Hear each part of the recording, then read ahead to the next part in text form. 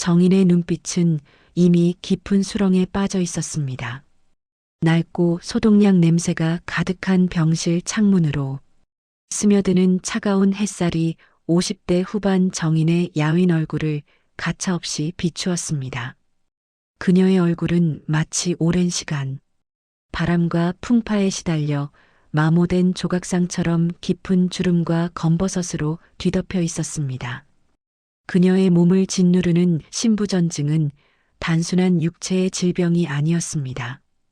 그것은 젊은 날 지독한 가난이라는 거대한 악령 앞에서 굴복했던 그녀의 비겁한 선택에 대한 신이 내린 지연된 형벌과 같았습니다. 이 고통스러운 병만은 서서히 그녀의 생명을 갉아먹으며 그녀의 모든 회한과 죄책감을 육화하여 끊임없이 그녀를 괴롭혔습니다. 정인의 생명은 이제 멈춰버린 장기를 대신할 낯선 타인의 생명줄, 즉 장기 이식 대기 명단이라는 절망적인 리스트의 한 줄에만 매달려 있었습니다. 그녀는 그 리스트를 바라볼 때마다 희망보다 더 큰 고통을 느꼈습니다. 자신이 생명을 구걸하는 이 행위 자체가 과거 자신이 버렸던 아이의 생명에 대한 잔인한 부채 의식처럼 느껴졌기 때문이었습니다. 정인의 침대 머리맡에는 얇은 앨범 한 권이 놓여 있었습니다.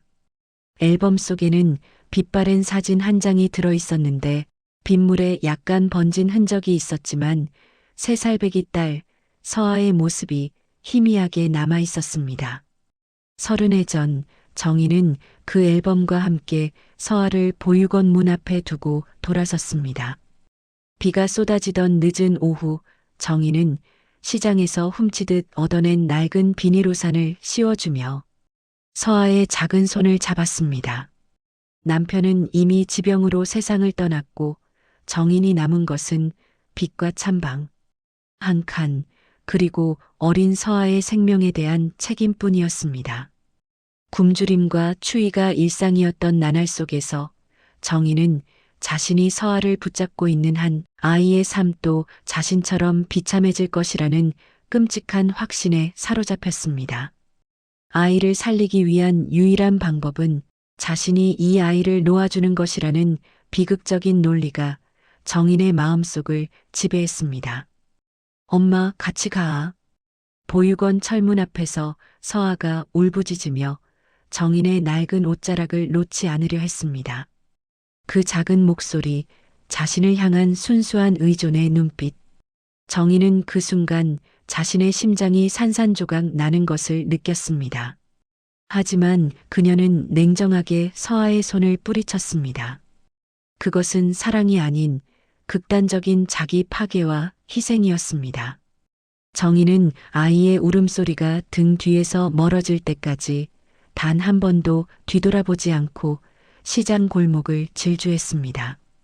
그녀가 서아를 보육원 앞에 두고 돌아섰던 그날, 정인은 자신의 영혼도 함께 그 차가운 철문 뒤에 묻어버렸습니다. 정인의 현재의 신부전증은 그 텅 비어버린 영혼의 육체적 부패처럼 그녀를 잠식하고 있었습니다. 그녀는 자신이 지금 죽는다면 서아에게 용서를 구할 기회조차 영원히 사라질 것이라는 공포에 떨었습니다. 한편 서아는 30대 초반의 성공적인 여성이었습니다. 그녀는 고독하고 처절한 노력 끝에 서울의 대형 병원, 그 중에서도 가장 첨단화된 장기 이식 코디네이션 팀의 핵심 인력으로 자리매김했습니다. 보육원이라는 차가운 울타리에서 자랐지만 그녀는 세상의 약점을 보이지 않기 위해 끊임없이 자신을 단련했습니다. 그녀의 삶의 목표는 오직 하나, 자신을 버린 세상과 자신을 버린 어머니보다 더 강해지는 것이었습니다. 서아는 타인의 감정을 읽고 공감하는 데는 능숙했지만 자신의 감정은 철저하게 통제했습니다. 특히 어머니라는 존재에 대한 질문은 그녀에게 금기의 영역이었습니다. 서아는 자신을 버린 어머니를 찾지 않았습니다. 이미 용서라는 단어는 그녀의 사전에서 삭제된 지 오래였고 그녀에게 어머니란 그저 가난과 비겁함의 상징일 뿐이었습니다. 서아의 일과는 철저하게 기계적이었습니다. 그녀는 매일 아침 병원 서버에 접속하여 장기 이식, 대기 명단과 기증자 정보를 확인하고 가장 시급한 환자들에게 우선순위를 부여했습니다. 어느 날 서아는 신부전증 환자 명단을 검토하던 중 무심코 스크롤을 멈추었습니다. 화면 속 한 이름이 그녀의 시선을 붙잡았습니다. 정인. 환자의 이름, 나이, 그리고 병세가 모두 그녀의 뇌리를 강타했습니다. 서아는 심장이 얼음장처럼 차갑게 식는 것을 느꼈습니다. 그녀는 과거 보육원 원장을 찾아가 억지로 들었던 그리고 평생 잊고 싶었던 어머니의 정보와 스크린 속 정보가 완벽하게 일치한다는 것을 직감했습니다. 그녀의 손이 마우스를 쥔 채 미세하게 떨렸습니다. 수십 년간 증오의 대상으로만 존재했던 그 이름이 지금 자신의 손이 닿는 병원 시스템 속에서 생명의 위협을 받고 있었습니다. 서아는 사무실을 벗어나 조용한 복도로 향했습니다. 그녀는 깊은 심호흡을 하며 냉정함을 되찾으려 애썼지만 본능은 거부할 수 없는 강력한 운명의 소용돌이에 그녀를 끌어들이고 있었습니다. 그녀는 비밀리에 정인의 의료 기록을 열람했습니다. 진단명, 병의 진행 속도, 그리고 주치의의 절망적인 소견까지. 그녀의 병세는 매우 심각했고 이식이 없다면 생명이 위태로울 상황임이 명백했습니다. 서아는 정인을 용서할 수 없었지만 지금 이 순간 그녀의 눈앞에 놓인 것은 개인적인 증오를 넘어선 생명이라는 절대적인 가치였습니다. 서아는 자신의 생명을 앗아갔던 어머니가 이제 생명을 구걸하는 절망적인 환자가 되어 자신의 눈앞에 나타난 이 잔인한 운명의 장난을 도저히 외면할 수 없었습니다. 그날 밤 서아는 자신이 일하는 병원과는 다른 정인이 입원해 있는 병동을 찾았습니다. 그녀는 짙은 색의 가운을 입고 마스크를 쓴 채 누구의 눈에도 띄지 않게 정인의 병실 복도를 서성였습니다.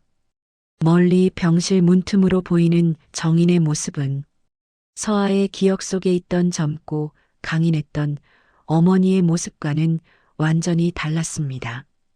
병색이 완연하고 초라한 뒷모습. 정인은 침대에 기댄 채 멍하니 허공을 응시하고 있었습니다. 그 모습은 자신이 상상했던 비겁하게 도망친 어머니가 아닌 고통과 회한에 갇혀버린 한 인간의 비극적인 초상이었습니다. 서아는 복도의 어둠 속에 숨어 정인을 응시했습니다. 그녀의 눈빛은 여전히 뿌리 깊은 증오로 타올랐지만 그 증오의 깊은 곳에는 억누를 수 없는 연민이 자리 잡고 있었습니다. 서아는 자신이 끝내놓지 못했던 모성과의 미세한 연결고리를 그 병실 앞에서 다시금 발견했습니다. 그녀는 자신이 이 상황에 개입해야 할지 아니면 이 비극적인 운명을 외면해야 할지 갈등했습니다. 이식 코디네이터로서 그녀는 생명을 살릴 능력이 있었고 한편으로는 그녀의 생명을 앗아갈 권한도 있었습니다. 하지만 서아는 이미 운명적인 선택의 기로에 서 있었습니다. 그녀는 그 자리를 떠나 다시 자신의 병원으로 돌아왔습니다. 그 발걸음은 어머니를 향한 용서가 아닌 또 다른 운명의 시작, 즉 익명의 기증자가 되기로 결심하는 비극적인 선택을 향해 나아가고 있었습니다. 서아는 증오의 대상에게 생명을 바침으로써 자신이 버려졌던 고통을 마지막으로 종결시키고자 했습니다. 그녀의 결정은 복수도 용서도 아닌 오직 생명 자체에 대한 숙명적인 존중이었습니다. 서아는 다음 날 아침 자신의 이식 적합성 검사를 비밀리에 진행할 것을 담당 의사에게 요청했습니다. 그녀의 요청은 철저하게 익명으로 가장 적합한 환자에게 기증된다는 조건이 붙었습니다. 이로써 두 모녀의 운명은 피할 수 없는 하나의 수술대 위로 수렴되기 시작했습니다. 서아는 알고 있었습니다. 이 이식이 성공하더라도 그녀와 정인 사이의 감정적인 골은 결코 메워지지 않을 것이라는 잔인한 진실을 말입니다. 서아는 자신이 정인의 딸이라는 사실이 드러나지 않도록 모든 의료 기록을 조작하고 은폐했습니다. 그녀가 이식 코디네이터라는 자신의 직책을 이용해 정인의 의료 정보를 열람한 것만으로도 의료윤리 위반이었지만 그녀는 멈출 수 없었습니다. 그녀에게 이 일은 단순한 직업적 행위가 아닌 자신의 과거와 운명을 청산하려는 절박한 시도였습니다. 서아는 수많은 서류와 차트 속에 어머니의 이름, 정인을 마주할 때마다 가슴 깊은 곳에서 차가운 통증을 느꼈습니다. 그녀는 자신에게 스스로 되뇌었습니다. 이것은 감정이 아니다. 이것은 생명을 구하는 일이다. 나는 나의 생명을 구할 뿐이다. 그녀는 정인을 살림으로써 자신이 버려진 이유에 대한 복수심을 영원히 종결시키고 싶었습니다. 어머니가 살아남아 평생 자신에게 빚을 지게 만드는 것, 그것이 서아가 어머니를 용서하지 않고도 할 수 있는 가장 잔인하고도 완전한 효도라고 생각했습니다. 며칠 후 서아의 검사 결과가 나왔습니다. 서아는 정인에게 완벽하게 일치하는 장기 기증적합 판정을 받았습니다. 운명은 그녀의 손을 들어주었고 서아는 이제 피할 수 없는 선택의 기로에 놓였습니다. 그녀는 병원 옥상으로 올라가 차가운 밤 공기를 마셨습니다. 서울의 야경은 그녀의 고독처럼 화려했지만 그녀의 마음은 텅 비어 있었습니다. 그녀는 보육원 원장을 다시 찾아갔습니다. 원장은 이미 나이가 들어 기억이 희미해졌지만 서아를 보자 눈물을 글썽이며 그녀를 따뜻하게 안아주었습니다. 서아는 원장에게 정인이 자신을 버렸던 날 그녀의 눈빛이 어땠는지, 그녀가 어떤 절박한 상황에 처해 있었는지를 집요하게 물었습니다. 원장은 정인이 보육원 문 앞에서 차마 서아를 두고 돌아가지 못하고 며칠 동안 주변을 서성이다.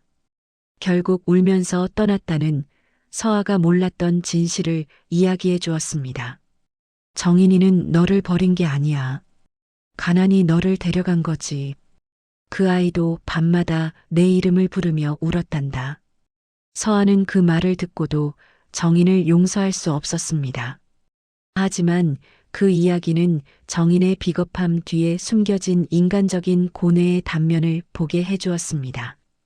증오는 완벽하게 사라지지 않았지만 그 증오를 덮어 씌웠던 견고한 벽에 작은 균열이 생겼습니다. 서아는 병원으로 돌아와 이식 관련 서류를 작성했습니다. 기증자 본인 동의서. 그녀는 망설임 없이 펜을 들었지만 기증자 이름 항목 앞에서 멈췄습니다. 그녀는 자신의 이름을 적는 대신 익명이라고 크게 표기했습니다. 그녀는 이 기증이 어머니에 대한 용서나 사랑이 아님을 분명히 하고 싶었습니다. 이것은 단지 한 인간이 또 다른 인간의 생명을 살리는 윤리적 의무일 뿐이라고 자신에게 각인시켰습니다. 정인은 병실에서 이식 수술 가능성이 높아졌다는 소식을 들었습니다. 주치의는 놀랍게도 기증 적합성이 매우 높은 익명의 기증자가 나타났습니다. 거의 기적과 같습니다라고 말했습니다. 정인은 눈물을 흘리며 침대에 엎드렸습니다. 그녀는 자신의 삶이 누군가의 희생으로 연장된다는 사실에 감사했지만 그 익명의 기증자가 자신의 죄를 짊어지게 할까봐 두려웠습니다. 그녀는 간절히 기도했습니다.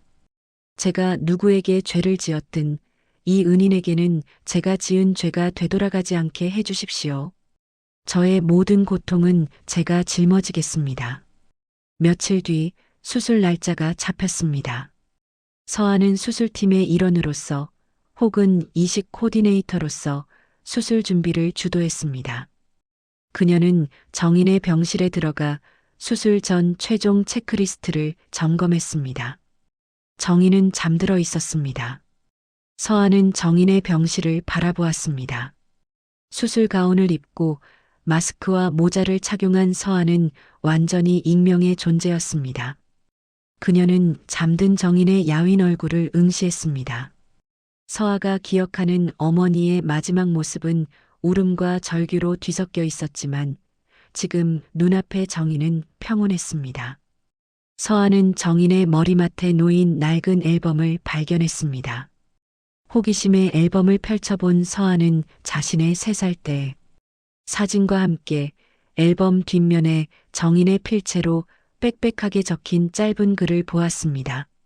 내 딸 서아에게 엄마가 너를 버린 게 아니다. 가난이 나를 버리게 했다. 부디 너는 나처럼 살지 말고 행복하게 살아라. 나는 너를 잊은 적이 단 한순간도 없다. 서아의 눈에서 뜨거운 눈물이 흘러내렸습니다. 그녀는 서둘러 눈물을 닦고 앨범을 덮었습니다. 용서의 순간은 아니었습니다. 하지만 이 순간 서아는 자신이 정인을 향해 수십 년간 품어왔던 증오가 사실은 어머니의 사랑을 갈구하는 또 다른 형태의 외침이었음을 깨달았습니다. 그녀는 잠든 정인의 손을 조심스럽게 잡았습니다. 정인의 손은 차가웠지만 서아의 손은 따뜻했습니다. 서아는 속으로 나지막이 움츠렸습니다. 나는 당신을 용서하지 않지만 당신의 생명은 존중합니다. 그리고 이 생명을 통해 저는 비로소 제가 당신에게 버려진 아이가 아님을 증명할 것입니다. 이윽고 수술실에 호출이 왔습니다. 서아는 정인의 손을 놓고 자신의 생명줄을 어머니에게 이식하기 위해 수술실로 향했습니다. 두 모녀는 이제 하나의 운명, 하나의 수술대 위에서 비극적인 재회를 맞이하게 되었습니다. 수술실은 차갑고도 압도적인 긴장감으로 가득 차 있었습니다. 조명 아래에서 정인은 깊은 수면 마취 속에 누워 있었고 서아는 수술팀의 일원으로서 자신의 역할을 수행했습니다. 그녀는 철저히 익명성을 유지하기 위해 수술 내내 얼굴을 가린 채 움직였습니다. 서아의 심장은 격렬하게 요동쳤지만 그녀의 손놀림은 흔들림이 없었습니다. 이 순간 그녀는 어머니를 살리는 딸이 아닌 생명을 구하는 숙련된 의료 전문가였습니다. 그녀는 자신의 신장이 정인의 몸속으로 이식되는 과정을 눈으로 지켜보면서 자신이 버려졌던 고통과 어머니를 향한 증오가 물리적으로 정인의 몸속으로 흘러들어 가는 듯한 기묘한 감각에 휩싸였습니다. 이 이식은 생명줄을 넘겨주는 행위였지만 서아에게는 동시에 가장 고통스러운 복수이기도 했습니다. 이식을 통해 정인은 생명을 얻겠지만 그녀를 살린 은인이 곧 자신이 버렸던 딸이라는 잔인한 진실을 평생 짊어지게 될 것이기 때문이었습니다. 장기 적출 과정은 서아에게 가장 가혹한 순간이었습니다. 자신의 몸의 일부를 도려내는 물리적 고통은 감정적 고통에 비할 바가 아니었습니다. 그녀는 수술대 위에서 마취에 취해 잠들면서도 자신이 보육원 앞에서 울부짖던 어린 시절의 서아로 돌아간 듯한 기분에 사로잡혔습니다. 마취가 깨어난 후의 통증은 서아의 몸을 사정없이 짓눌렀습니다. 하지만 그녀는 회복실에서도 자신의 존재가 정인에게 알려지는 것을 극도로 경계했습니다. 서아는 곧바로 병원 내 비밀 회복실로 옮겨졌고 그녀의 회복 과정은 철저히 외부의 비밀로 붙여졌습니다. 그녀는 통증 속에서도 자신이 정인의 상태를 확인해야 한다는 강박감에 시달렸습니다. 이식 수술의 성공 여부, 그리고 정인의 회복 상태만이 그녀가 이 모든 고통을 감수한 유일한 이유였습니다. 정인은 성공적인 수술 후 중환자실을 거쳐 일반 병실로 옮겨졌습니다. 그녀의 회복 속도는 놀라울 만큼 빨랐습니다. 쇠장기는 정인의 몸에 빠르게 적응했고 정인은 수십 년 만에 처음으로 맑은 정신과 활력을 느꼈습니다. 그녀는 매일 아침 창밖으로 들어오는 햇살을 맞으며 익명의 기증자에게 끝없는 감사를 표했습니다. 정희는 주치의와 간호사들에게 익명의 기증자에 대해 집착에 가까운 질문을 쏟아냈습니다. 그분은 어떤 분이신가요? 나이는 어떻게 되시나요? 혹시 저에게 어떤 메시지라도 남기지 않으셨나요? 정인에게 그 익명의 기증자는 단순한 은인이 아닌 자신의 생명을 구원하고 죄책감을 덜어줄 수 있는 구세주와 같은 존재였습니다.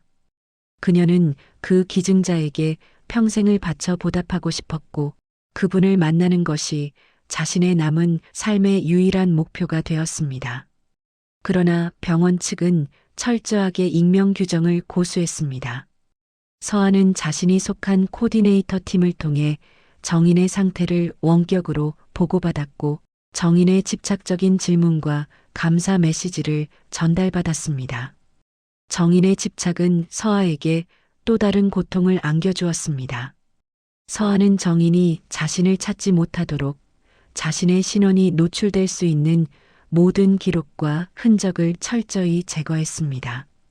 그녀는 자신이 정인의 딸이라는 사실이 드러나는 순간 정인의 남은 삶이 회한과 죄책감으로 다시 고통받을 것이라는 것을 알고 있었습니다. 서아의 익명성은 어머니를 향한 증오와 연민, 그리고 생명을 지키려는 복합적인 감정의 방패막이었습니다. 그녀는 그림자 속에서 어머니의 회복을 지켜보며 자신이 선택한 이 잔인한 효도를 묵묵히 이행했습니다. 서아가 회복실에서 몰래 정인의 병실 복도를 지켜보던 어느 날이었습니다. 정인은 휠체어를 타고 복도를 천천히 거닐고 있었는데 서아의 시선이 정인의 손목에 닿았습니다. 정인의 손목에는 아주 작은 흉터가 있었는데 그것은 서아가 어린 시절 보육원에서 원장의 낡은 바느질 도구를 가지고 놀다가 실수로 정인의 손목을 찔렀던 정인만이 알고 있을 아주 사소한 흔적이었습니다. 서아가 수십 년 동안 잊고 있었던 그 흉터를 보는 순간 그녀의 심장은 쿵 하고 내려앉았습니다. 서아는 정인의 몸에 남아있는 그 흉터가 자신이 수십 년 동안 증오해온 어머니의 인간적인 증거라는 사실에 복잡한 감정에 휩싸였습니다. 그 작은 흉터는 정인이 완벽한 악인이 아닌 자신과 연결된 고통받는 존재였음을 상기시켰습니다. 서아는 이식 후유증과 함께 정신적인 혼란을 겪기 시작했습니다. 그녀는 꿈속에서 계속 보육원 철문 앞에서 울부짖는 어린 서아와 그 철문을 닫고 돌아섰던 정인의 뒷모습을 보았습니다. 그녀의 죄책감은 단순히 의료윤리를 위반했다는 사실을 넘어 자신이 익명이라는 방패 뒤에 숨어 어머니의 삶을 영원히 통제하려 한다는 윤리적 딜레마로 확장되었습니다. 그녀는 정인의 회복을 돕는 은인이 되었지만 동시에 정인의 과거의 죄를 영원히 덮으려는 심판자가 된 듯했습니다.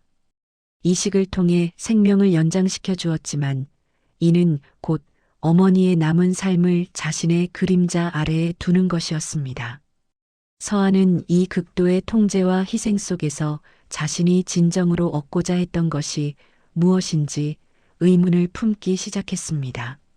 정인은 매일 아침 자신의 새 생명에 감사하며 익명의 기증자에게 쓴 감사 편지를 서아가 속한 코디네이터 팀을 통해 전달했습니다. 서아는 그 편지들을 읽을 때마다 죄책감과 동시에 묘한 만족감을 느꼈습니다. 편지에는 정인이 과거 자신이 저질렀던 죄, 즉 딸을 버린 것에 대한 간절한 후회와 익명의 기증자에게 평생 갚아야 할 빚에 대한 언급이 가득했습니다. 정인은 자신의 딸을 버린 죄와 익명의 기증자에게 받은 은혜를 동일선상에 놓고 스스로를 괴롭혔습니다. 정인의 편지는 서아가 의도했던 대로 어머니를 향한 가장 완벽한 심판 도구가 되어가고 있었습니다. 서아는 정인이 이 은혜를 평생 갚아야 하는 짐으로 여기기를 바랐고 그 짐이 정인의 남은 삶을 짓누르기를 은밀히 기대했습니다. 수술 후 몇 주가 지났습니다. 정인은 이제 걷고 가벼운 활동을 할 수 있을 정도로 회복되었습니다. 그녀는 익명의 기증자에 대한 감사를 표하기 위해 병원에 작은 기부금을 전달하겠다고 요청했습니다. 정인은 이 기부금이 단순한 돈이 아닌 자신의 새 삶을 위한 속죄의 의미를 담고 있다고 믿었습니다. 그녀는 주치의에게 자신이 기증자에게 감사를 표할 수 있는 마지막 기회라며 간절히 부탁했습니다.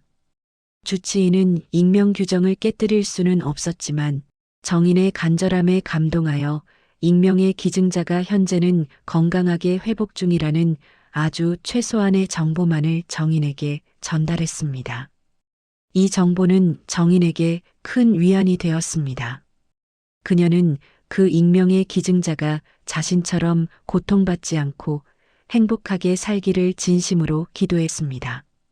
서아는 회복을 마치고 다시 일터로 복귀했습니다. 그녀의 몸은 아직 완전히 회복되지 않았지만 그녀는 강철 같은 의지로 통증을 무시했습니다. 그녀의 첫 임무는 정인의 최종 퇴원 절차를 돕는 것이었습니다. 서아는 다시 마스크와 모자를 쓰고 익명성이 보장되는 코디네이터로서 정인의 병실로 들어섰습니다. 정인은 서아를 보자마자 눈물을 글썽였습니다. 정인은 서아가 자신의 딸임을 전혀 알지 못한 채 그녀를 은인의 병원 동료로 여기며 극도의 감사와 존경심을 표했습니다. 정인은 서아의 손을 잡고 정말 감사합니다. 당신의 친구분 기증자 덕분에 제가 새 생명을 얻었습니다. 그분에게 저의 간절한 감사를 꼭 전해 주십시오. 저는 그분에게 평생 빚을 지고 살겠습니다라고 말했습니다. 서아의 손은 정인의 따뜻한 손에 잡힌 채 떨렸습니다. 그녀는 정인의 눈을 똑바로 볼 수 없었습니다. 정인의 눈빛은 과거의 죄책감과 현재의 감사함이 복잡하게 뒤섞인 깊고 복잡한 감정으로 가득 차 있었습니다. 서아는 자신이 어머니의 생명을 구원했지만 어머니에게는 영원히 갚을 수 없는 빚을 안겨주었다는 사실을 깨달았습니다. 그녀는 정인의 손을 조용히 뿌리치고 규정상 개인적인 연락은 불가능합니다. 다만 환자분께서 행복하게 새 삶을 사시는 것이 그분에게 가장 큰 보답일 것입니다라고 기계적인 목소리로 말했습니다. 그녀는 감정이 드러날까봐 두려워 더 이상의 대화는 피했습니다. 정인이 퇴원하는 날, 서아는 멀리서 정인의 뒷모습을 지켜보았습니다. 정인은 건강한 모습으로 병원 문을 나섰습니다. 그녀는 이제 새로운 삶을 살게 될 것입니다. 서아는 정인의 뒷모습이 완전히 사라질 때까지 그 자리를 떠나지 못했습니다. 그녀의 마음속에는 승리와 패배, 복수와 효도, 증오와 사랑이 뒤엉킨 채 혼란스럽게 자리하고 있었습니다. 서아는 자신이 어머니에게 생명을 주었지만 그 대가로 자신이 얻은 것은 끝없는 고독과 새로운 형태의 죄책감이라는 것을 깨달았습니다. 그녀는 어머니를 살렸지만 자신은 여전히 어머니에게 버려진 채 홀로 남겨진 듯한 공허함을 느꼈습니다. 이제 정인은 평생 동안 익명의 은인에게 빚을 지고 살 것이며 서아는 평생 동안 그 은인이라는 그림자 속에 숨어 자신의 어머니를 지켜봐야 했습니다. 이 잔인한 운명의 굴레는 이제 막 시작된 것이었습니다. 서아는 자신의 몸에 남아있는 수술 흔적을 만지며 이 흉터가 어머니를 향한 자신의 마지막 효도이자 영원히 다치지 않을 흉터임을 확인했습니다. 그녀는 이제 정인이 자신을 알아보지 못하더라도 언젠가 정인이 그 익명의 은인에게 빚진 감사가 자신에게 돌아올 것이라는 막연한 기대를 품었습니다. 하지만 그 기대는 곧 비극적인 반전을 예고하는 복선이었습니다. 정인의 퇴원은 새로운 삶의 시작이 아니었습니다. 그것은 익명의 기증자에게 빚진 생명에 대한 끝없는 집착과 강박의 시작이었습니다. 그녀는 새롭게 얻은 건강에도 불구하고 일상으로 돌아가지 못했습니다. 정인의 삶은 오직 그 익명의 은인을 찾는 것에만 몰두되었습니다.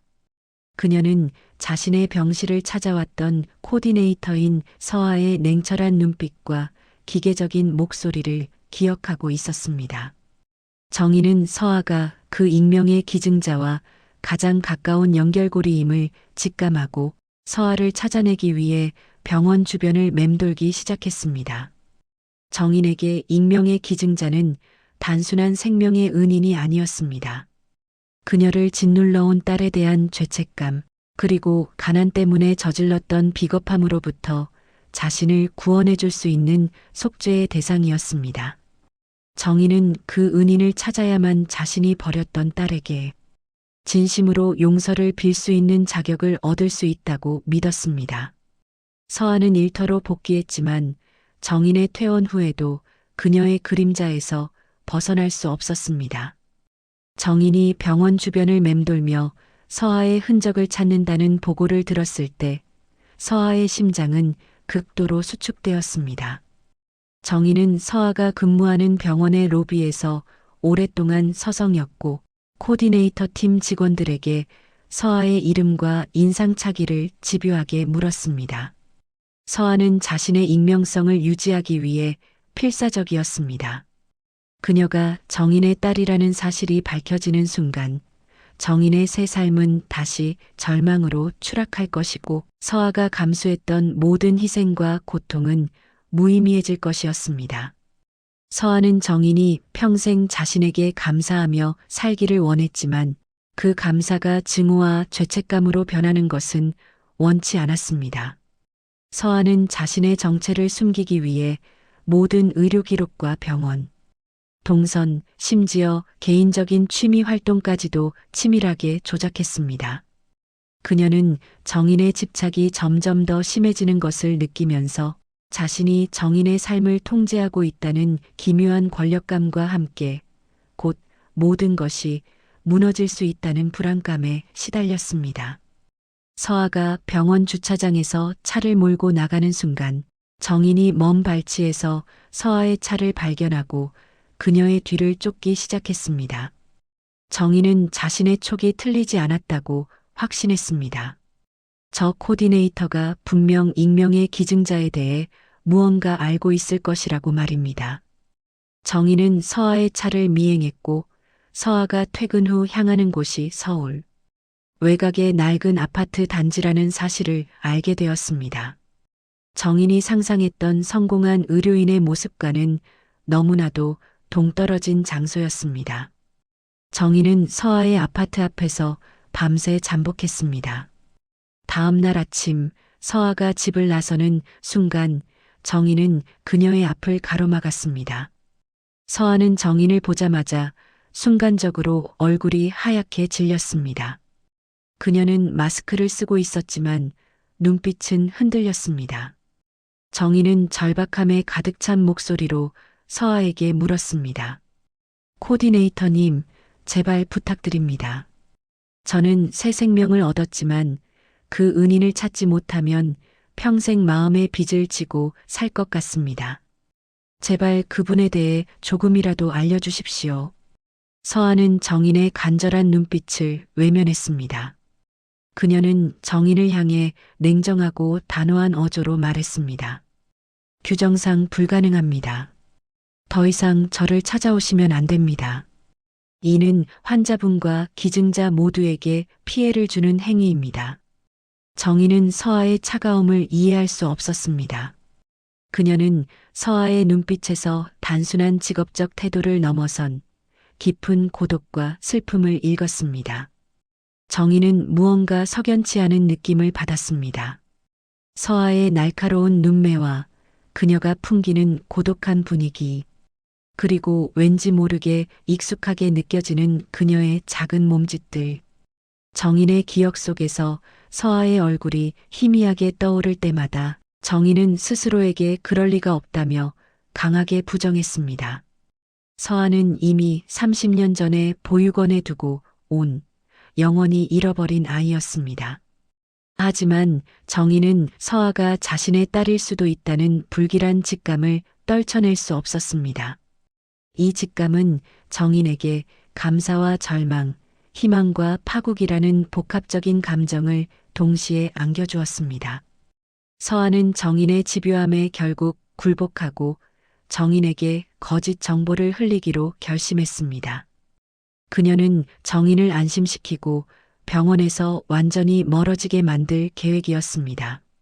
서아는 정인에게 그분은 이미 해외로 출국하여 새로운 삶을 시작했습니다. 그분의 뜻은 오직 익명으로 남는 것입니다. 환자분의 건강한 삶이 그분에게 가장 큰 선물이라고 했습니다라고 말했습니다. 이 말은 정인에게 큰 충격을 주었습니다. 정인은 자신이 그 은인에게 평생 보답할 기회조차 영원히 사라졌다는 사실에 절망했습니다. 그러나 동시에 익명의 기증자가 자신처럼 고통받지 않고 새로운 삶을 시작했다는 사실에 안도했습니다.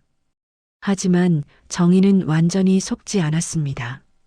서아의 눈빛과 말투에서 읽히는 미세한 불안감과 그녀의 입에서 나온 지나치게 완벽한 이야기는 오히려 정인의 의심을 키웠습니다.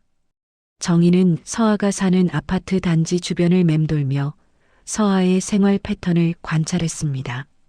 그녀는 서아의 집 현관 앞에 놓인 택배 상자에서 서아라는 이름과 함께 그녀의 직장 주소가 자신이 입원했던 병원이라는 사실을 재확인했습니다. 그리고 어느 날 서아가 집으로 돌아가는 길에 실수로 떨어뜨린 작은 열쇠고리를 정인이 발견했습니다. 그 열쇠고리는 낡은 나무 조각으로 만들어져 있었는데 보육원 원장이 아이들에게 만들어주던 특유의 모양이었습니다. 정인의 심장이 멎는 듯 했습니다. 서아가 보육원 출신이라는 사실, 그리고 그 열쇠고리가 정인의 기억 속에 남아있는 서아의 어린 시절과 겹쳐지는 순간 정인은 자신이 마주하고 있는 이 운명이 단순한 우연이 아님을 깨달았습니다. 정인은 다음 날 곧바로 서아가 다녔던 보육원 원장을 찾아갔습니다. 원장은 이미 노쇠하여 정인을 알아보지 못했지만 정인은 끈질기게 자신이 30년 전 서아를 맡겼던 어머니임을 주장했습니다. 정인은 원장에게 서아의 현재 상황에 대해 물었고 원장은 서아가 의료계에서 성공적으로 일하고 있다는 사실을 자랑스럽게 이야기해 주었습니다. 그리고 정인이 가장 두려워하던 질문을 던졌습니다. 원장님, 서아에게 제가 그 아이의 친어머니라는 사실을 혹시 이야기하셨나요? 원장은 고개를 저었습니다. 서아는 자신이 버려졌다는 사실만 알고 있을 뿐 당신이 누군지는 모릅니다. 저희는 아이의 새 삶을 위해 비밀로 했습니다. 정인은 그제야 자신이 이식받은 장기의 기증자가 자신의 딸, 서아일 수도 있다는 끔찍한 진실을 확신하게 되었습니다. 모든 퍼즐 조각이 맞춰지는 순간이었습니다. 서아가 익명성을 고집한 이유, 서아의 냉담한 태도, 서아의 눈빛에 담긴 슬픔과 고독, 그리고 자신의 손목에 남아있는 어린 서아의 흉터까지. 이 모든 것이 서아가 어머니에게 생명을 주었지만 용서는 하지 않았다는 비극적인 진실을 증명하고 있었습니다. 정인의 눈앞은 캄캄해졌습니다. 그녀는 자신이 살기 위해 자신이 평생을 후회하며 버렸던 딸의 장기를 받았다는 잔인한 운명 앞에서 무너졌습니다. 그녀는 절규하며 원장실을 뛰쳐나왔습니다. 정인은 자신이 서아에게 진 빚이 단순한 생명의 빚을 넘어섰다는 것을 깨달았습니다. 서아는 어머니를 살리는 동시에 어머니의 죄를 영원히 갚지 못하게 만드는 가장 잔혹한 심판을 내린 것이었습니다. 정인은 이제 더 이상 도망칠 수 없었습니다. 그녀는 서아를 찾아가 자신의 모든 죄를 고백하고 자신이 받은 생명을 되돌려주고 싶은 충동에 휩싸였습니다. 그녀는 자신의 몸속에서 뛰고 있는 서아의 장기가 자신이 버렸던 딸의 심장처럼 느껴졌습니다. 정희는 서아의 아파트 앞에서 밤새 울부짖었습니다. 그녀는 서아에게 다가갈 수도 외면할 수도 없는 절망적인 상황에 놓였습니다. 그녀의 새 삶은 딸의 희생이라는 끔찍한 대가를 치른 것이었습니다. 이 사실은 정인의 남은 삶을 영원히 지옥으로 만들 것이었습니다. 정인은 자신이 이식받은 장기의 기증자가 딸 서아라는 사실을 깨달은 후 이전보다 훨씬 더 깊은 고통 속으로 침잠했습니다. 그녀의 새 생명은 더 이상 축복이 아니었습니다. 그것은 자신이 버렸던 딸의 피와 살을 밟고 선 잔혹한 대가였고 그녀의 몸속에서 뛰고 있는 서아의 장기는 정인의 심장을 쉼없이 죄어오는 족쇄와 같았습니다. 정인은 더 이상 서아를 익명의 은인으로 미화하며 감사할 수 없었습니다. 그녀는 서아가 자신을 살렸지만 그 행위가 용서나 사랑이 아닌 증오와 배신감을 극대화한 가장 가혹한 심판이었음을 본능적으로 알았습니다. 정인은 서아가 자신에게 남긴 생명이 곧 평생 갚아야 할 영원히 갚을 수 없는 빚임을 통감했습니다. 정인은 서아의 아파트 앞에서 그녀가 퇴근하기만을 기다렸습니다. 어둠이 내려앉은 아파트 복도에서 정인은 초라한 모습으로 서아를 기다렸습니다. 서아가 병원에서 돌아와 현관문을 열려는 순간 정인은 서아의 앞을 가로막았습니다. 서아는 마스크 아래로 정인을 확인하자마자 눈빛이 흔들렸습니다. 그녀는 이미 정인이 자신의 정체를 눈치챘을 것이라는 불길한 예감을 느끼고 있었습니다. 서아는 감정을 완전히 차단한 채 냉정하고 사무적인 어조로 정인에게 말했습니다. 말씀드렸듯이 규정상 더 이상 저를 찾아오시면 안 됩니다. 이는 환자분의 회복에 도움이 되지 않습니다. 서아의 목소리는 일말의 감정도 배제된 차가운 벽과 같았습니다. 정인은 서아의 손을 붙잡았습니다. 그녀의 손은 떨리고 있었고 눈은 이미 눈물로 가득 차 있었습니다.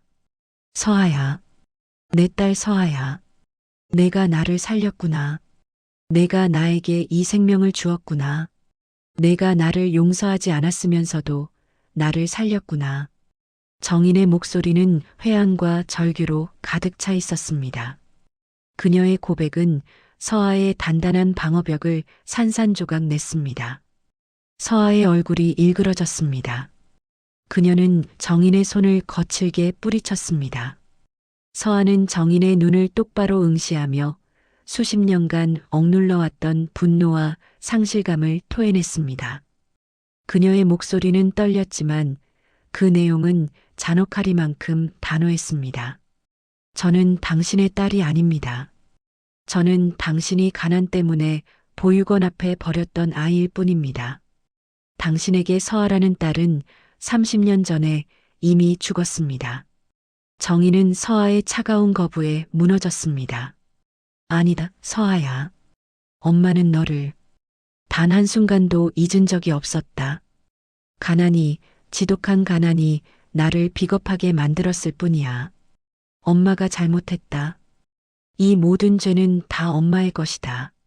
하지만 너는 왜 나를 살렸니? 나를 미워했다면 왜 나에게 이 짐을 지게 했니? 정인은 흐느끼며 서아의 발 앞에 주저앉았습니다. 서아는 정인이 주저앉아 절규하는 모습을 차가운 시선으로 내려다보았습니다. 서아는 그 모습을 보고도 일말의 흔들림도 보이지 않으려 애썼습니다. 그녀는 감정이 격해지려는 정인에게서 한 걸음 물러섰습니다. 나는 당신을 용서하지 않았습니다. 그리고 지금도 용서할 마음이 없습니다. 서아는 정인을 응시하며 단호하게 말했습니다. 하지만 저는 생명을 버릴 수 없었습니다. 직업인으로서 저는 이식이 필요한 환자를 외면할 수 없었습니다. 당신이 나의 어머니라는 사실과 관계없이 저는 이식을 진행했습니다. 저는 당신에게 생명을 주었습니다. 그것은 당신을 향한 사랑이 아니라 생명에 대한 존중입니다. 당신은 이제 당신이 버렸던 생명에 의해 구원받았습니다. 이것으로 당신과 나의 모든 빚은 청산되었습니다.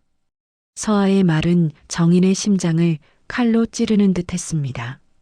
서아는 자신이 어머니를 향한 복수를 완성했음을 은연중에 드러냈습니다. 어머니에게 평생 갚지 못할 빚을 안겨주어 평생 죄책감 속에 살게 만드는 것, 그것이 서아가 선택한 생명의 효도였습니다. 정희는 서아의 냉담한 진실 앞에서 자신의 모든 변명이 부질없음을 깨달았습니다. 그녀는 서아의 눈빛에서 자신을 향한 증오와 배신감이 얼마나 깊게 뿌리내렸는지 확인했습니다. 정희는 자신의 모든 것을 되돌려주고 싶었습니다. 서아야, 내 몸의 일부를 떼어내 내게 주었으니 나는 이 생명을 받을 자격이 없다. 내가 다시 죽는 것이 내게 더 큰 위안이 될까? 내가 어떻게 해야 내가 나를 용서할 수 있겠니? 정인의 질문에 서아는 더욱 냉정한 답을 내놓았습니다. 당신이 나에게 줬던 상실감과 고독은 당신의 죽음으로도 되돌려 받을 수 없습니다. 당신은 이제 건강하게 살아야 합니다. 당신이 고통 속에서 사는 것, 그것이 내가 당신에게 준 생명의 대가입니다. 이 대화는 두 모녀 사이에 놓인 30년의 간극을 더욱 깊게 만들었습니다. 정희는 자신의 죄를 인정하고 용서를 구했지만 서아는 용서를 허락하지 않았습니다. 서아는 자신이 어머니에게 베푼 구원이 어머니에게는 영원한 짐이 되기를 바랐습니다. 정희는 이제 자신이 살기 위해 버렸던 아이에게 평생의 짐이 되었습니다. 그녀는 서아에게 끊임없이 자신의 죄를 참회하고 용서를 구하려 했지만 서아는 철저히 정인을 외면했습니다. 서아는 직장에서도 정인의 의료 기록을 제외한 모든 흔적을 삭제했고 정인의 접근을 차단하기 위해 연락처를 바꾸고 아파트도 곧 이사할 준비를 했습니다. 서아는 어머니를 살렸지만 그 후유증으로 자신의 삶 전체를 재정비해야 하는 고독한 싸움을 시작했습니다. 정희는 서아의 아파트 앞에서 며칠 동안 서성였습니다. 그녀는 서아의 출퇴근 시간에 맞춰 그녀를 만나려 시도했지만 서아는 단 한 번도 정인을 바라보지 않고 지나쳤습니다. 서아는 정인의 절박한 눈빛을 볼 때마다 자신이 겪었던 어린 시절의 고독과 배신감을 떠올렸습니다. 그녀는 정인의 고통이 자신이 겪었던 고통에 비하면 아무것도 아니라고 스스로를 채찍질했습니다. 하지만 서아의 마음 깊은 곳에서는 자신이 어머니에게 준 생명이 결국 어머니를 파멸로 이끌고 있다는 죄책감이 조금씩 균열을 만들기 시작했습니다. 서아는 어머니를 향한 증오 때문에 자신의 가장 고귀한 희생을 스스로 부정하고 있다는 모순에 직면했습니다. 정희는 결국 자신의 모든 과거를 정리하기 위해 자신이 서아를 버렸던 보육원 앞을 다시 찾았습니다. 그곳에는 철문 대신 깨끗한 신축 건물이 들어서 있었습니다. 정희는 변해버린 보육원 앞에서 빗속에 젖어 흐느꼈습니다. 그녀는 서아를 버렸던 비오는 날을 떠올렸습니다. 자신이 가난 때문에 얼마나 절망했고 얼마나 비참했는지. 정희는 서아에게 자신의 고통을 이해해달라고 애원하고 싶었지만 서아의 단호한 눈빛이 그녀의 입을 막았습니다. 그때 정희는 보육원 앞 화단에 누군가 두고 간 작은 꽃다발을 발견했습니다. 꽃다발 속에는 익명의 편지가 끼워져 있었는데 거기에는 어머니의 날을 기념하는 글귀와 함께 버려진 아이가라고 쓰여 있었습니다. 정희는 서아가 자신을 찾아오지는 않았지만 매년 이맘때 보육원을 찾아왔다는 사실을 깨닫고 서아의 증오 뒤에 숨겨진 깊은 외로움과 슬픔을 이해하기 시작했습니다. 정희는 더 이상 서아에게 용서를 구하지 않기로 결심했습니다. 대신 서아가 자신에게 준 생명을 가치 있게 사는 것, 그리고 서아가 겪었던 고통만큼 스스로 고통받는 것, 그것이 서아에게 할 수 있는 유일한 속죄이자 진정한 의미의 효도라고 생각했습니다. 정희는 자신의 삶을 통해 서아의 희생이 헛되지 않았음을 증명하기로 다짐했습니다. 그녀는 병실에서 받은 퇴원 서류를 다시 펼쳤습니다. 그리고 익명의 기증자에게 평생의 빚을 갚겠다는 의미로 자신의 남은 재산을 익명으로 기부하는 서류를 작성했습니다.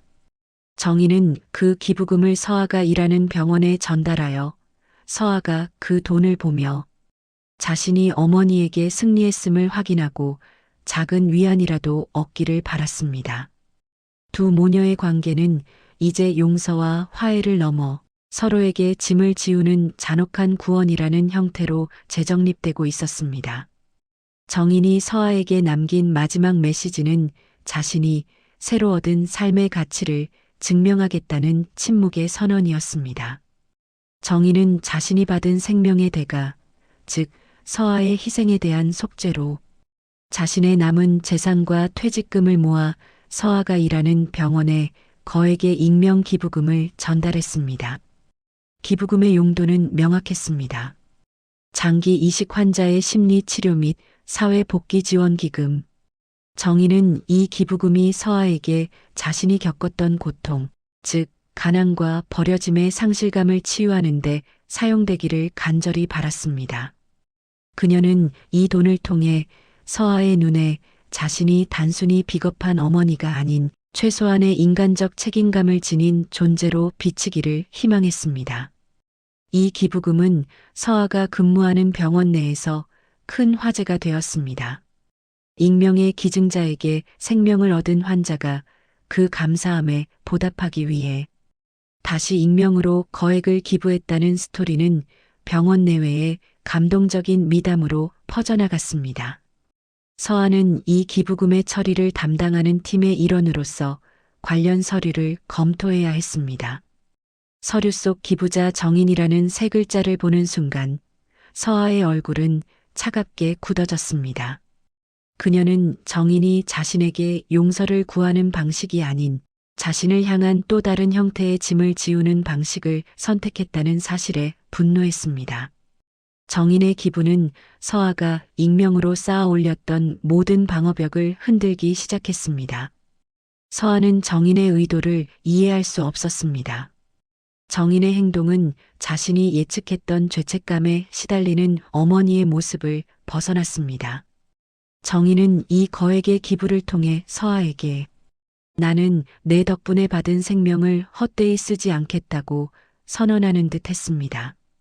서아는 정인의 기부금을 거부하고 싶었지만 병원 윤리위원회와 사회적 미담 분위기 속에서 그럴 수 없었습니다. 결국 서아는 정인의 의도대로 그 기부금을 처리해야 하는 모순적인 상황에 놓였습니다. 이로 인해 서아의 내면은 더욱 심각하게 분열되기 시작했습니다. 그녀는 어머니에게 생명을 주었지만 이제는 어머니의 속죄, 행위까지 받아들여야 하는 원치 않는 짐을 지게 되었습니다. 서아의 주변 인물, 특히 같은 팀 동료 코디네이터인 지우는 서아의 급작스러운 변화를 눈치채기 시작했습니다. 지우는 서아를 오랫동안 짝사랑했지만 그녀의 냉철함과 고독 때문에 쉽게 다가가지 못했습니다. 지우는 정인 환자의 이식 과정부터 그녀의 퇴원, 그리고 익명 기부금 사건까지 서아가 유난히 민감하게 반응하는 것을 이상하게 여겼습니다. 지우는 서아에게 조심스럽게 정인 환자와의 관계에 대해 물었습니다. 서아는 지우의 질문에 격렬하게 반응하며 업무 외적인 질문은 하지 마십시오. 저는 규정대로 했을 뿐입니다라고 차갑게 선을 그었습니다. 그러나 서아의 과민 반응은 오히려 지훈의 의심을 더욱 키웠습니다. 지훈은 정인이 서아에게 남긴 메모와 서아의 과거 의료 기록을 비밀리에 대조해 보기 시작했습니다. 그는 익명의 기증자가 서아일 수도 있다는 불길한 가설에 도달했습니다. 지우는 서아가 평생 숨겨왔던 고독과 고통의 근원이 버려진 아이라는 사실에 연민을 느꼈습니다. 그리고 서아가 그 어머니에게 자신의 장기를 기증하고도 익명 뒤에 숨어 어머니의 삶을 지켜보고 있다는 잔인한 진실을 깨닫자 지우는 서아를 향한 연민을 넘어선 깊은 감정에 휩싸였습니다. 그는 서아의 희생이 그녀 자신을 파멸시키고 있다고 판단했습니다. 지우는 서아를 돕기 위해 그리고 서아가 어머니를 완전히 용서하고 자신의 삶을 찾기를 바라며 자신이 알게 된 진실을 정인에게 알려야 할지 심각한 윤리적 딜레마에 빠졌습니다. 한편 정인은 자신의 기부금 소식이 병원 내에 퍼졌다는 사실을 듣고 자신의 속죄가 서아에게 도달했음을 확인했습니다. 그녀는 더 이상 서아에게 직접 접근하지 않았습니다. 정인은 그저 멀리서 서아의 삶을 지켜보며 자신이 받은 생명을 가치 있게 살기 위해 노력했습니다. 그녀는 자신이 할 수 있는 작은 봉사활동을 시작했고 남은 삶을 긍정적으로 살기 위해 발버둥 쳤습니다. 정인의 이러한 변화는 서아에게 또 다른 고통으로 다가왔습니다. 서아는 어머니가 절망 속에서 괴로워하기를 바랐지만 정인은 오히려 자신의 희생을 발판 삼아 새로운 삶을 개척하고 있었습니다. 서아가 의도했던 잔인한 심판이 오히려 완벽한 구원으로 변질되고 있었습니다. 서아의 주변 벽이 무너지기 시작했습니다. 지우는 용기를 내어 서아에게 자신이 알게 된 모든 사실, 즉 그녀가 정인의 딸이며 익명의 기증자가 그녀 자신이라는 사실을 조용히 고백했습니다. 서아는 지훈의 고백을 듣자마자 극도의 충격과 분노에 휩싸였습니다. 그녀는 자신이 완벽하게 숨겼다고 믿었던 비밀이 가장 가까운 동료에게 발각되었다는 사실에 무너졌습니다. 서아는 지훈을 향해 절규했습니다. 당신이 어떻게 감히 나의 가장 깊은 상처를 건드릴 수 있습니까? 이 비밀은 나만의 것이었습니다. 서아는 지훈을 향해 소리쳤지만 그녀의 눈빛은 이미 모든 것을 포기한 듯한 절망으로 가득 차 있었습니다. 지훈은 서아의 분노를 온전히 받아내며 그녀에게 따뜻하지만 단호한 조언을 건넸습니다. 당신이 어머니를 살린 것은 가장 숭고한 일입니다. 하지만 당신이 그 사실을 숨기려 할수록 당신의 삶은 그림자 속에 갇힐 뿐입니다. 이제 당신의 삶을 사세요. 어머니를 구원했지만 이제는 당신 자신을 구원해야 합니다. 서아는 지훈의 말에 혼란스러워했습니다. 그녀는 자신이 어머니에게 생명을 주고도 행복하지 않은 이유가 결국 자신이 익명의 방패 뒤에 숨어 자신의 고통과 희생을 인정받지 못하고 있다는 사실 때문임을 깨닫기 시작했습니다. 그녀는 정인을 향한 증오와 그 증오를 뛰어넘어 생명을 선택했던 자신의 고결한 행위 사이에서 방황했습니다. 서아는 더 이상 익명이라는 그림자 속에 숨어 있을 수 없음을 깨달았습니다. 그녀는 정인과의 관계를 정면으로 마주하고 이 잔인한 운명의 굴레를 끊어내야 할 순간이 왔음을 직감했습니다. 그녀는 병원에 사직서를 제출했습니다. 그녀가 쌓아 올렸던 모든 성과와 명예, 그리고 익명의 방어벽을 스스로 무너뜨리기 위한 마지막 선택이었습니다. 서아가 사직서를 제출한 다음 날, 정인은 자신이 기부한 기금이 어떻게 쓰일지 궁금해 병원의 행정사무실을 찾았습니다. 그곳에서 정인은 지훈을 만났습니다. 지훈은 정인에게 서아의 사직 소식을 알렸습니다. 그리고 지훈은 정인의 눈을 보며 조심스럽게 말했습니다. 환자분의 익명의 기증자는 환자분의 딸 서아였습니다. 서아는 당신을 용서하지 않았지만 생명을 선택했습니다. 그리고 당신이 그 사실을 알게 될까봐 자신의 삶을 포기하고 도망쳤습니다. 지훈의 이 한마디는 정인의 심장을 꿰뚫었습니다. 정인은 자신이 받은 생명의 무게와 딸이 감당해야 했던 고통의 깊이를 다시 한번 깨달았습니다. 그녀는 서아의 익명성이 사랑이 아닌 어머니로부터 영원히 벗어나고자 했던 마지막 발버둥이었음을 이해했습니다. 정희는 자신이 서아에게 2번의 버려짐을 선사했다는 죄책감에 무너졌습니다. 정희는 서아가 떠나기 전에 그녀를 찾아가야 했습니다. 용서를 구하는 것을 넘어 서아의 삶을 되찾아 주어야 했습니다. 정희는 서아가 떠나기 위해 짐을 싸고 있는 낡은 아파트를 찾아갔습니다. 정희는 현관 앞에 섰습니다. 그녀는 문을 두드리는 대신 문 앞에서 조용히 무릎을 꿇었습니다. 그녀는 서아에게 자신의 모든 것을 되돌려줄 준비가 되어 있었습니다. 이 잔인한 구원의 드라마는 이제 서아의 용서가 아닌 정인의 희생과 헌신을 통해 종결되어야 함을 정인은 깨달았습니다. 문 안에서는 서아가 짐을 싸는 소리가 들렸지만 정인은 움직이지 않았습니다. 빗소리만이 두 모녀 사이에 놓인 30년의 상실감을 대신하여 복도를 채웠습니다. 정희는 서아의 아파트 문 앞에서 무릎을 꿇은 채 빗소리만이 들리는 복도에서 꼼짝하지 않았습니다.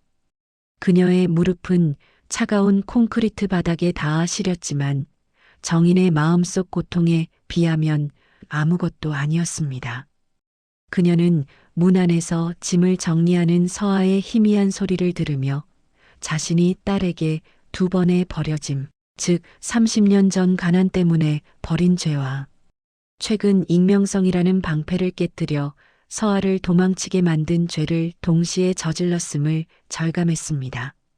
정희는 더 이상 서아에게 용서를 구하지 않았습니다. 그녀는 딸의 희생으로 얻은 생명을 가치 있게 살겠다고 다짐했고 이제는 서아가 자신의 삶을 찾도록 자유를 주어야 했습니다. 문 안에서 서아는 어머니가 밖에서 무릎 꿇고 있다는 사실을 알고 있었습니다. 지훈에게 모든 진실을 들었을 때도 정인이 자신의 익명성을 무너뜨렸다는 사실에 분노했지만 밖에서 무릎 꿇은 정인의 침묵은 서아의 단단한 마음을 관통했습니다. 서아는 어머니를 향한 증오와 연민, 그리고 자신이 감수한 희생의 숭고함 사이에서 마지막 싸움을 벌이고 있었습니다. 그녀는 문을 열고 어머니를 받아들일 용기가 없었고 그렇다고 어머니를 영원히 외면할 수도 없었습니다. 서아에게 어머니란 영원히 닫혀야 할 상처였지만 이제 그 상처가 자신의 생명과 연결되어 있다는 잔인한 운명을 마주해야 했습니다. 잠시 후 정희는 떨리는 목소리로 문을 향해 나지막이 말을 건넸습니다. 그녀의 목소리는 빗소리에 묻힐 듯 희미했지만 그 속에는 정인의 모든 회한과 진심이 담겨 있었습니다. 서아야, 엄마는 내가 나에게 준 이 생명을 평생 죄처럼 안고 살 것이다. 나는 내 희생을 헛되이 하지 않을 것이다. 내가 나를 용서하지 않아도 좋다. 하지만 제발 내가 나를 살렸던 그 고결한 마음만은 버리지 말아라. 내가 나에게 생명을 주었듯이 이제 내 삶을 살아라. 내가 떠나고 나면 나는 너에게 받은 이 생명으로 세상에 갚으며 살겠다. 정인의 말은 용서가 아닌 딸의 희생에 대한 진심 어린 존중과 참회였습니다. 그녀는 서아에게 부담을 주기보다 그녀의 희생을 인정하고 그 희생이 헛되지 않았음을 증명하겠다고 약속했습니다. 서아는 문을 열지 않은 채 짐이 가득 찬 방 안에서 눈물을 흘렸습니다. 어머니가 자신을 용서하지 않아도 좋다고 말했을 때 서아의 마음속에 남아있던 마지막 증오의 끈이 끊어지는 것을 느꼈습니다. 서아는 정인이 자신의 삶을 파괴하며 자신을 구원하려 했던 것이 아니라 가난이라는 거대한 벽 앞에서 비겁한 선택을 했을 뿐이며 이제는 그 죄를 감당하며 살겠다는 의지를 보이고 있음을 이해했습니다. 그녀는 정인의 모습에서 자신이 평생 갈망했던 진심 어린 후회와 인정을 발견했습니다. 하지만 그렇다고 해서 서아가 정인을 어머니로 받아들이고 용서할 수는 없었습니다. 30년의 고독과 상실감은 용서라는 단어로 쉽게 지워질 수 있는 것이 아니었습니다. 서아는 짐을 정리하다가 자신이 어린 시절 보육원 원장에게 받았던 낡은 나무 열쇠고리를 발견했습니다. 그것은 정인이 사부에서 발견했던 그 열쇠고리였습니다. 서아는 그 열쇠고리를 쥐고 잠시 생각에 잠겼습니다. 그리고 조용히 현관문 앞으로 다가갔습니다. 서아는 문을 아주 살짝 열고 그 틈으로 열쇠고리를 바닥에 내려놓았습니다. 그리고 다시 문을 닫았습니다. 문 밖에서 무릎 꿇고 있던 정인은 바닥에 놓인 그 열쇠고리를 발견했습니다. 정인은 그것이 서아의 마지막 메시지임을 깨달았습니다. 열쇠고리는 나는 여전히 당신이 버린 아이이며 당신을 용서하지 않았다는 서아의 냉정한 선언인 동시에 나는 당신의 존재를 인정하고 당신에게 생명을 주었다는 나의 선택을 철회하지 않겠다는 복합적인 의미를 담고 있었습니다. 정인은 열쇠고리를 주워들고 천천히 일어섰습니다. 그녀는 더 이상 문을 두드리지 않았습니다.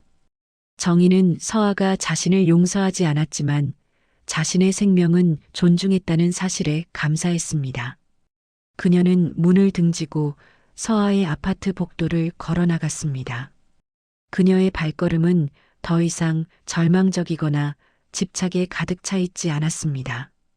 그녀는 서아가 자신에게 준 새로운 삶의 무게를 짊어지고 이제는 오직 그 생명을 가치 있게 사용하는데 전념하겠다는 굳은 의지를 보였습니다. 정인은 자신이 받은 생명의 은혜를 세상에 갚으며 살아야 하는 새로운 형태의 속죄의 길을 걷기 시작했습니다. 며칠 후 서아는 모든 짐을 정리하고 아파트를 떠났습니다. 그녀는 병원에 제출했던 사직서를 철회하지 않았습니다. 서아는 자신의 익명성이 무너졌기 때문에 더 이상 그곳에서 일할 수 없다는 것을 알고 있었습니다. 그녀는 자신의 장기를 기증한 사실을 숨기는 대신 이를 인정하고 새로운 삶을 살기로 결심했습니다. 서아는 자신이 가진 의료 지식을 활용해 해외에 도움이 필요한 지역으로 떠나 봉사활동을 시작하기로 했습니다. 이는 정인으로부터 도망치는 행위가 아닌 스스로의 희생을 긍정하고 자신의 삶을 개척하려는 주체적인 구원이었습니다. 서아는 어머니를 살렸지만 그 대가로 어머니에게 빚을 지게 하는 대신 자신의 삶을 어머니의 그림자에서 완전히 분리시키기로 선택했습니다. 서아는 공항에서 비행기를 기다리고 있었습니다. 그녀의 표정은 여전히 고독했지만 이전의 냉담함과는 달리 깊은 평온함이 느껴졌습니다. 그녀의 손에는 낡은 열쇠고리가 아닌 지훈이 그녀에게 선물했던 작은 여행용 수첩이 들려 있었습니다. 지훈은 서아에게 당신이 어머니에게 준 생명은 이 세상에서 가장 아름다운 일입니다. 당신은 충분히 사랑받을 자격이 있습니다라는 짧은 메시지를 남겼습니다. 서아는 그 수첩을 바라보며 자신이 어머니에게서 얻지 못했던 위안과 인정을 타인의 사랑 속에서 발견하고 있음을 깨달았습니다. 정인은 자신이 기부했던 기금의 첫 번째 수혜자들을 돕기 위해 병원에서 주최하는 행사에 참석했습니다. 그녀는 건강하고 활기찬 모습으로 사람들에게 희망을 전했습니다. 그녀는 이제 딸을 버린 어머니가 아닌 새 삶을 얻고 세상을 돕는 은인으로 살고 있었습니다. 정인은 행사장에서 서아의 전 동료인 지훈을 만났습니다.